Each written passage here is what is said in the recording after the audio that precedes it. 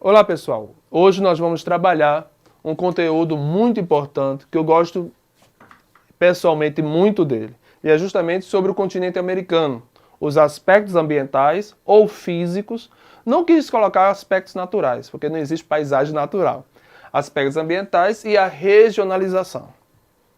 Tá?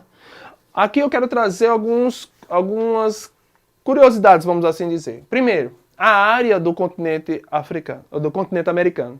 O continente americano é o segundo maior continente em extensão territorial, só perde da Ásia, né? Também temos a Rússia, só a Rússia tem 17 milhões de quilômetros, imagine. E esse continente americano ele se encontra totalmente no hemisfério norte, tá certo? Isto é, a oeste do meridiano principal, que é o meridiano de Greenwich. Tá? E ele se limita ao norte com o Oceano Glacial Ártico, ao sul com o Oceano Glacial Antártico, tá? A leste com o Oceano Atlântico e a oeste com o Oceano Pacífico. Tá? E aqui eu quero dizer a vocês que a América ela é cortada por 4 paralelos muito importantes. Temos o Círculo Polar Ártico ao norte, o Trópico de Câncer, que passa ali pelo território norte-americano, a linha do Equador e o Trópico de Capricórnio, que passa justamente em cima da cidade de São Paulo, tá? No Brasil. O relevo e a hidrografia eles são fatores determinantes para o processo de ocupação desse continente. E exercem grande influência na distribuição atual, tanto da população quanto das atividades produtivas. E aqui, ó, temos um mapa físico, tá, que traz as formas de relevo do continente, o continente americano. Temos as principais formas, como os planaltos, que são as regiões próximas à zona litorânea. Podemos ver que a parte verde corresponde às planícies litorâneas, né? Ou planícies costeiras. As planícies que estão no interior do continente, geralmente elas estão às margens, né? São as regiões de várzea, às margens dos rios. Temos os planaltos, como a questão dos planaltos próximo aos montes Apalaches, as depressões, como a depressão amazônica, tá certo? E as cadeias de montanha, que no caso aqui temos no norte, né, as montanhas rochosas e a Sierra Madre, que passa pelo território mexicano, e a Cordilheira dos Andes, que é um desenho nato da coluna vertebral, né? Vamos passar. E quando se fala em colonização da América, infelizmente a história do nosso continente ela foi banhada em sangue. A colonização ela se deu de duas formas, a colonização de povoamento e a colonização de exploração. Essa colonização de povoamento já está dizendo, povos europeus saíram do seu continente, da sua pátria, vieram para o novo mundo, tá certo? Que é o continente americano, em busca de melhores condições de vida, de trabalho e às vezes até fugindo de perseguição religiosa, como aconteceu na Inglaterra. No caso dos ingleses, ao fundarem as 13 colônias americanas.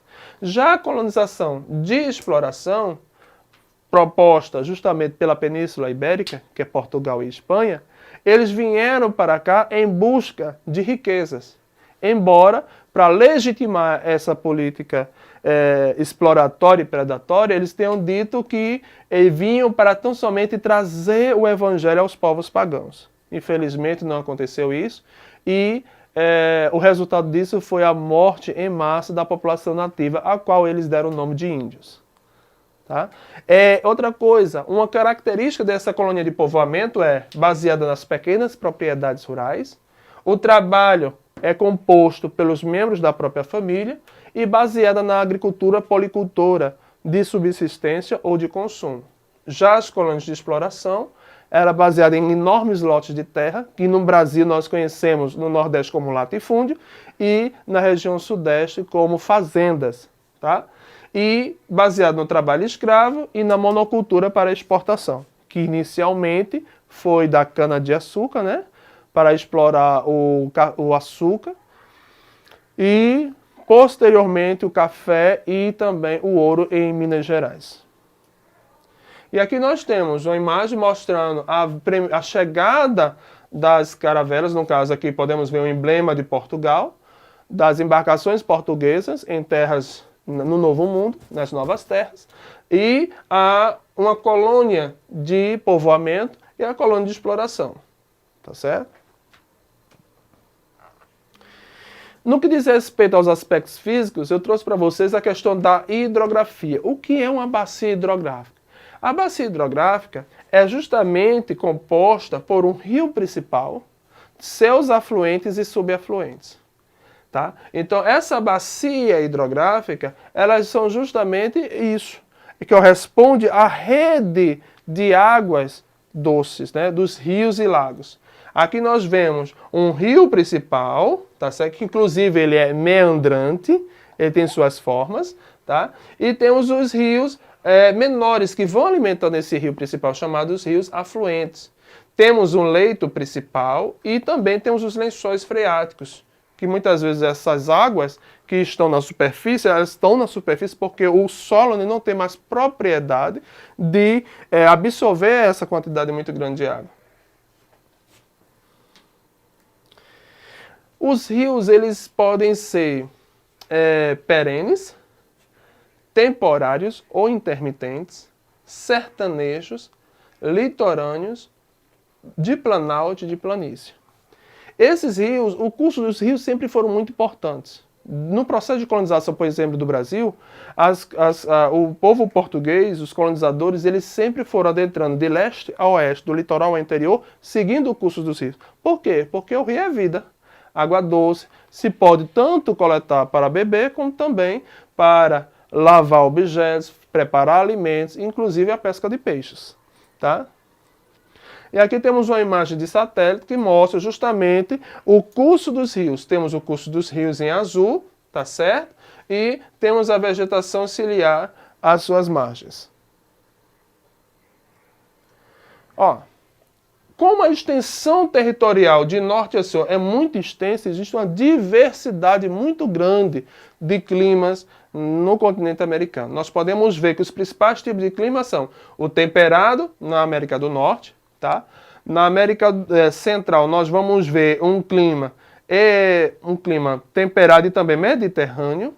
E na América do Sul, vamos ter o clima equatorial e tropical. Tá certo? E cada clima desse vai ter seu tipo específico de vegetação, que vai também ter uma influência no tipo de solo. Olha só a vegetação. Se nós formos analisar o mapa da vegetação junto com o mapa climático, nós podemos associar o tipo de clima ao tipo de vegetação. Por exemplo, nas regiões mais ao setentrional, mais ao norte, nós podemos ver que a principal vegetação é a floresta, a taiga, tundra e de coníferas. Temos as pradarias, tá? Algumas áreas mais secas e a vegetação de altitude, que é próxima às grandes cadeias de montanha. Tá? E essa vegetação e o clima, geralmente eles são muito modificados pela ação do homem.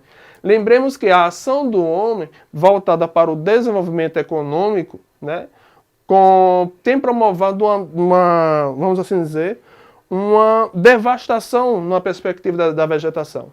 No caso da América do Norte, estou falando isso, Estados Unidos, Canadá, tá certo? E México, a vegetação ela tem sido muito destruída para a expansão dos núcleos e polos industriais. No caso do Brasil, nós temos a Amazônia, que este ano saiu estudos de que do ano passado para cá se devastou uma área do tamanho do estado do Espírito Santo. E aqui vamos ver a questão da regionalização. Como eu falei para vocês, o continente americano ele é muito extenso. E para se estudar as minuciosidades, os pormenores, os detalhes, nós podemos ver que ele pode ser dividido, regionalizado, de acordo com alguns critérios. Os dois principais critérios que nós utilizamos são o geográfico, a de localização geográfica, tá? E também o sócio-histórico-cultural. Temos aqui, geograficamente, o continente americano ele é dividido em 3 partes. A América do Norte, Estados Unidos, Canadá e México. A América Central, que se divide em América Central continental e a insular, que corresponde às ilhas. E a América do Sul, É claro que dentro da América do Sul existe a América Andina e a América Latina. Mas, geograficamente, no todo, a América do Norte, Central e do Sul. Tá? Já na perspectiva do critério histórico, cultural e econômico, nós temos a América Latina, que foi colonizada por portugueses e espanhóis, tá? Houve também invasões holandesas e francesas, e a América anglo-saxônica. Anglo vem de anglo-saxões, ou seja, dos ingleses. E aqui temos a América anglo-saxônica, Canadá e Estados Unidos, que é a América desenvolvida ou rica, tá? E foi colonizada pelos ingleses. Inclusive, nós temos o conteúdo em história, claro, sobre a independência dos Estados Unidos, a formação das 13 colônias como um todo. E a América Latina, que foi colonizada por espanhóis, portugueses, italianos e franceses. É claro, inclusive, temos algumas possessões, tá? De países europeus. Quando aqui chegaram, como disse anteriormente, eles não encontraram aqui uma terra de ninguém. Existiam povos nativos, que os portugueses chamaram de indígenas e os ingleses chamaram de aborígenes, né? E esses povos viviam da caça, da pesca, da coleta de frutos e também de vegetais e da agricultura. Eram povos que viviam em comunidades. Eu posso dizer aqui e afirmar que o espaço era intocado. Por quê? Porque ele só extraía da natureza os recursos necessários para a sua sobrevivência. Quando o branco europeu chegou aqui, começou a explorar de uma forma predatória.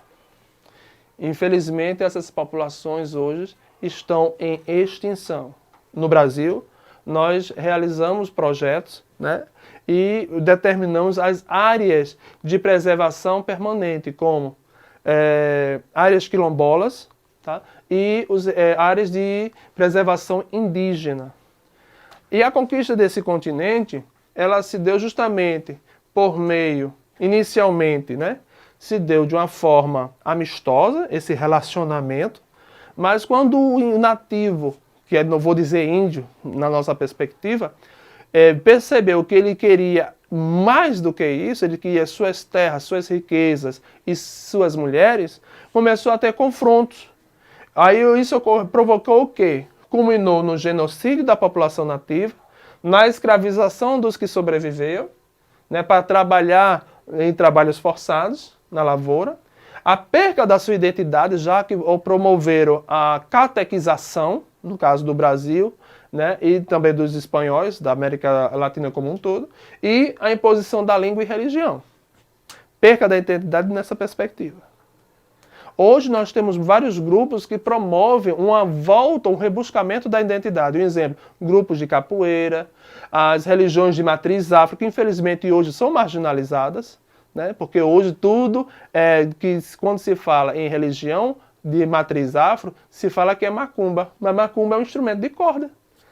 Terreiro é quintal, entre outras perspectivas. São coisas que nós temos que desconstruir, só que já sabemos que não será fácil porque é uma questão histórica. Tá? E, por fim, temos aqui a América colonial. Temos a Terra de Rupert, a Nova França, as 13 colônias, o vice-reino da Espanha e a capitania da Venezuela e o Brasil. Ou seja, o território, o continente americano dividido entre as potências europeias da época. E aqui fica a nossa aula. Fica para a próxima. Deus abençoe.